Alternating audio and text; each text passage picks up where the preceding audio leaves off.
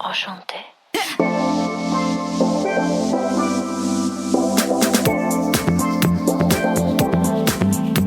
You're listening to the What the Fab podcast, where empowered women empower women through candid conversations, inspiring stories, and tangible tips. I'm your host, Elise Armitage. I'm a digital creator, and I left my 9-to-5 job at Google to chase my dreams of being an entrepreneur. I'm so happy to have you here. Let's get into some real talk. Hello and welcome back to the What the Fab podcast. I hope that you are doing well, hanging in there. This start to 2022 has been challenging. I feel like we are kind of in this deja vu. Everyone's super frustrated. Everyone's either got a cold and trying to figure out if they have COVID or not, or they have COVID. It's a mess out there, y'all. So I hope you're taking care of yourselves. I am taking a break from international travel for a while. We kind of went hard at the end of 2021. Domestic travel for me or really just kind of hunkering down and keeping to myself. So I hope that you are doing all right because it is trying times, y'all. I have an interesting episode for you today. It's very different than what I've done in the past. It's a solo episode and I recorded it from my phone in the heat of the moment of something really crappy that happened to me. So I will give you all the gory details in the actual episode that I recorded. But basically, after a hellish day of travel, my car was towed. Then I found out that I had to pay $1,000 to get it back. And I just felt sick. It was just I was so upset. And so I really was trying to work on how can I get myself out of this feeling. I don't want to feel like this anymore. I am shaking. I am nauseous and I don't want to freaking feel like this anymore. And so what I did was I really intentionally practiced gratitude. I know it sounds cheesy and some of you just rolled your eyes, but it legit worked. And so I had this hour and a half drive home from near SFO to my home in Napa. And I was like, you know what? I'm going to record an episode and just kind of see how it goes and talk about this experience that I just had while it is very, very fresh in my mind and I'm literally still working through it. So please excuse the poor sound quality. We're doing this off the cuff and we're just going to get right on into it. So here we go.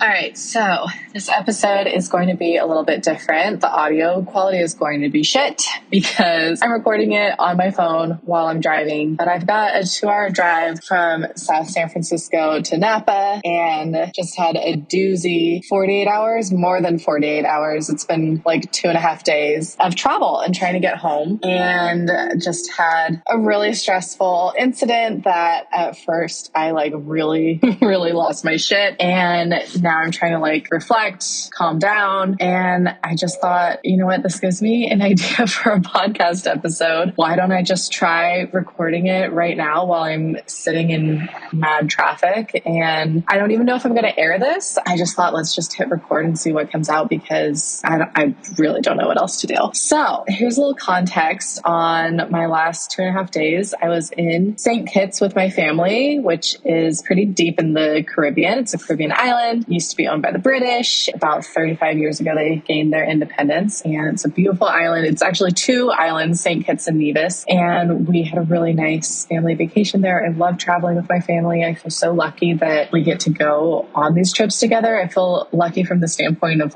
financial aspect of it, we're able to take these trips, but then also just the fact that I know a lot of people, I would say maybe most people that I know wouldn't want to take a trip with their family because they don't like to travel together or they don't like being around their family for extended periods of time or at all. So I feel really lucky that we love traveling together and we're able to do that. Anyways, we had a really nice family trip. The journey home, we knew was going to be long. It's actually not that long of flying time. In total, it's about 7.5 hours to get home to SFO. But American, we originally were supposed to fly from St. Kitts to Miami, have a short layover in Miami, and then hop on over to San Francisco. American decided that it would be cool to cancel that Miami flight that day and make us spend the night in Miami. They put us on a 6 a.m. flight that also was not nonstop the next morning and didn't even offer to pay for a hotel room. So we were like, cool. We were at least able to get them to put us on an 8 a.m. flight that was a nonstop back home to to San Francisco. But when we got to the airport the next day, it was an absolute clusterfuck. I've actually never seen anything worse in my life in terms of like just the amount of lines and how long they were and crazy. We ended up standing in like several different lines that weren't the right lines because they didn't have signage or anyone to help. So like found out we were in a crazy long line that was actually for international flights. And then we're told to go to a kiosk, and then the kiosk didn't work for us and was saying that we needed an agent. So we walked to the other side of where the gates were, and they told us, no, you actually have to go back and stand in this super long customer service line. Basically, we missed the cutoff time to check our bags. So we really should have gotten to the airport like 2 hours early, but I never get there that early for a domestic flight. I usually get there like an hour and 15 if I have to check bags. So because it was such a cluster, we missed our flight, and we only had the option of flying through Dallas that day. We got put on a flight to Dallas and then a flight from Dallas to San Francisco at 10:30 at night. There was a standby flight at 5 p.m. So we were going to try and get on that one. We fortunately made it on that 5 p.m. So instead of getting in at like 12:30 in the morning after having traveled for 2 days, we got in at 7 p.m. And fun doesn't stop there. I realize this is starting to sound a lot like my previous episode of like the travel day from hell. But once I arrived in San Francisco, the last few trips that we've taken that have been like longer trips, I have been parking in San Bruno, just on the street next to the campus where YouTube's office is. Why are this dude's honking at me? I don't even know why. Like the lane merges, buddy. This is not a surprise. There's signage everywhere that we're merging. Like, okay. I had been parking just on the street in San Bruno. There's, from what I had seen, no parking signs. I had even Googled like how long can you park on the street in San Bruno. I have friends that do it that worked at Google and YouTube. They park their cars there and then just hop on over to SFO because it's like an 8-minute drive away. Like I said, we'd done it our last few trips. But when I got in a Lyft and went over to YouTube, my car had been towed, or my car was missing. It wasn't where I had parked it. And so I didn't know if it had been stolen or towed or what. I had to call the San Bruno Police Department. They confirmed that it had been towed and I could pick it up in the morning, fill out some paperwork and pay a $108 fee. And so I'm like, okay, you know what? Like I'm exhausted. I'm delirious. I could have done it that night, but it would have been an additional fee at the tow yard to get them to open their gates up. So I was like, let me get some sleep at my sister's place. In the morning, I will sort this all out, pay the $108 fee. That sucks, but like, it's really not a big deal. I will get my car back and I will finally get the fuck home. Hold up, I have to tell you about my new What the Fab presets. I finally launched digital product, and let me tell you, it was a lot harder than I expected it to be, but I am so excited that they're live. They're available. You can shop them on the website. You can just go to whatthefab.com/presets to see them in all their freaking glory. These presets are something that I have been refining and tweaking over the years, and after almost a decade of being a travel blogger and lifestyle blogger, I'm finally making them available to you to purchase and to use on your own photos. So whether you are a full-time content creator or this is your side hustle or you just want beautiful aesthetic photos for your feed, I'd love for you to check them out. Presets are honestly a game changer. Using Lightroom presets has really optimized how I'm able to edit my photos. It makes everything cohesive and beautiful and branded so that when you see one of my pictures on Instagram or Pinterest, you know that it's coming from What the Fab. And you can have that kind of brand cohesiveness too by using the presets and tweaking them for your own skin tone and style. They also have saved me hours upon hours of editing photos. I mean, it used to take me half a day to go through, hundreds of photos from a shoot. Now I can just do it within 1 or 2 clicks. And then if I'm using desktop, batch sync it across all of the photos. It's amazing. Like I said, game changer. And these presets they're light and airy and will make your photos look beautiful, whether you're shooting on an iPhone or in the RAW on DSLR. I've got the mobile pack. I've got the desktop pack. So there's something for everyone. If you want to edit just on the go, the mobile pack is a great option and you can use Lightroom Mobile. The app is free. So that's a really great option for someone who's doing this as a side hustle or a beginner.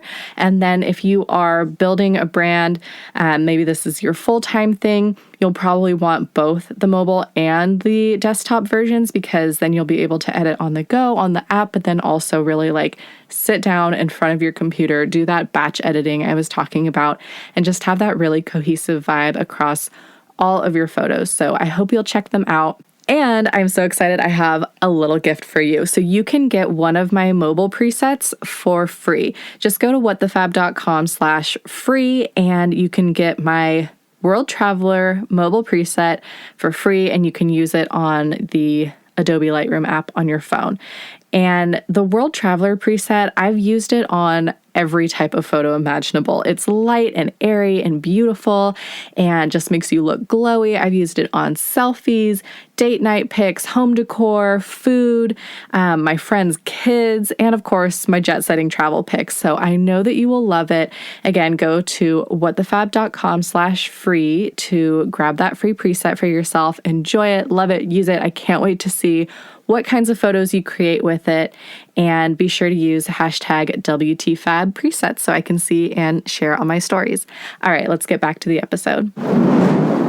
So this morning, I head over to the police department. The woman that helped me out there was super nice. And she was like, there was no parking sign there. We go and we check. We confirmed that there was a no parking sign there, which I don't know how I missed that. I've parked there so many times. I truly don't know. Obviously, I look for no parking signs. I really, part of me wants to drive back to YouTube just to check, because I'm like, I know there was no sign. That's why I parked there. I don't know. Anyways, I believe her. If she said there was a sign, there was a sign. And I somehow missed it. So then my next step was to head over to the tow yard place and pick up my car there, waiting to get my car back at the tow place. And then she's like, all right, that will be $997. And I'm like, excuse me? Did I hear that wrong? $997? I don't know why, but I wasn't even expecting to pay an additional fucking fee on top of what I already paid. I've never had my car towed before. I didn't know that was a thing. And I don't know. I thought maybe the city paid for it. I feel like David in Schitt's Creek. I don't know. I thought you'd write it off. Who writes it off? I don't know. The write-off people pay for it. Anyways, so I was just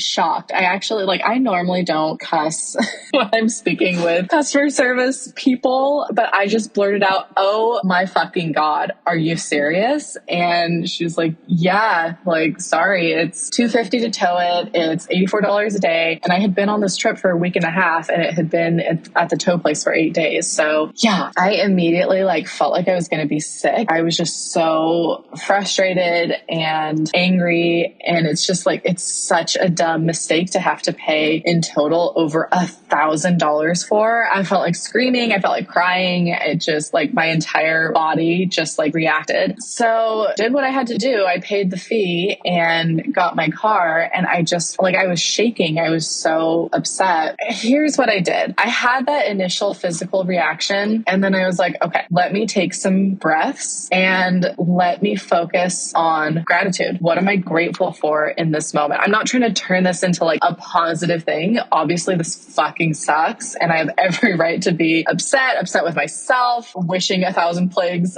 upon the house of whoever called the tow company, the city of San Bruno in the first place. Sure, that's a very normal reaction. But how can I calm down my nervous system, turn this day around? Because I'm so upset and I don't want to feel like this anymore. So I took a few breaths and I just started thinking about all the things that I am grateful for that this situation is illuminating. Again, not trying to turn it into a positive. But here's some things that I came up with. First and foremost, the fact that I can just whip out my credit card and pay this $1,000 fee. If I'm being realistic, it's not going to affect my life negatively. Yes, it's horribly frustrating to blow $1,000 on a really dumb mistake that could have been so easily avoided. But at the end of the day, it's not going to affect my livelihood. It's not going to really affect me at all. I'm going to keep on living my life and nothing is going to change except for the fact that I'm not going to be parking my car in San Bruno anymore when I go on trips. But it really is not the end of the world. It's not going to be a big deal. And for a lot of people, they wouldn't be able to afford afford to pay that fine, or it would really negatively affect their lives, in the immediate future. So that is absolutely something to be grateful for. The other thing I found gratitude for was the fact that my sweet sister, Hannah, drove my ass all around South San Francisco so that I could get my car and not have to pay for an Uber and throw another $150 out the window just to get around to all the different places I needed to go to. She had a comfortable bed for me to sleep in that night when I found my car had been towed. She was willing to get up super early in the morning to try and cart my ass around and find my car. And so I was really grateful to have such a sweet sister that was totally down and, kind to do that for me. And then another thing that I felt grateful for was I texted Omid as soon as this happened and told him, that I was going to be fined this much and I'm so upset and blah, blah, blah. And he didn't even bat an eye. He was just like, it's okay. I know you're upset, but it's fine. Be grateful that we can afford to pay that and everything is going to be fine and you're going to be on your way home and it's all going to be okay. I feel like, a lot of other people's significant others could have really easily been like, wow, you fucked up. Hope you learned your lesson. I feel grateful that I have a husband that's so supportive and was trying to lift me up and help me feel better rather than make me feel bad. I mean, that's the kind of partner that everybody should have, but I know that not everyone does. And so that was something else that I was focusing on in terms of gratitude. So for me, sitting in the car thinking these things, I also just kind of started talking to myself. I don't know. I hope this is helpful for people. And the next time that you're in a situation like this, you can kind of take some of these as tips or ideas for how to kind of turn your attitude and your perspective around. I started just saying these things out loud and telling myself these things and reminding myself of them, repeating them almost like a mantra. And it really calmed me down and made a world of a difference for me. I immediately started feeling better. And I even just repeating it again for another time, recording it, I am feeling better. I was feeling so just physically, I felt nauseous. I felt like I was going to throw up. I had a tightness in my throat and my chest, just the anxiety and the physical response of the situation that I was in and what just happened. And this could be an interesting topic for another episode, but I took a class earlier this year, or maybe it was towards the end of 2020, in the pandemic, but I took a class about anxiety through Kaiser, where I have my health insurance. And it was really illuminating and interesting because they really went into the physiology of anxiety and what reactions are happening in your brain, in your body, and kind of how to combat them. And I found it so helpful because you have these things happen to you when a fucked up situation happens or whatever, and you feel these physical things happen, but you don't really take a step back to think about what's happening and how you can turn things around. It's just you kind of feel out of control. For me, my breathing gets kind of short. I feel pit in my stomach. I feel nauseous. I feel, like I said, a tightness in my throat, my chest. Understanding that this is a physical reaction that's happening because your brain is going into fight or flight mode. It could be over something really silly too. It doesn't have to be over something that's actually life-threatening or dangerous or serious. And in fact, most of the time it is happening over things that are not life-threatening. So for me, focusing on gratitude and these mantras absolutely shifted things for me and made a really big difference. And now I'm on my way home and I can't wait to see my husband, and I'm just feeling so much better. And I didn't want to walk through the door with this feeling of I need to scream into a pillow. I'm on the verge of tears. That's not how I've missed Omid so much. I mean, we were only away from each other for not quite 2 weeks, but I have noticed that after being attached at the hip for a year and a half with this pandemic, that being away from each other is a lot harder for me. I always, of course, missed him before the pandemic when I would travel without him, but I really, really miss him now when I'm traveling without him. So I just wanted to be able to walk through the door, let all that shit go, just enjoy, being home and with my husband. So anyways, kind of a different episode.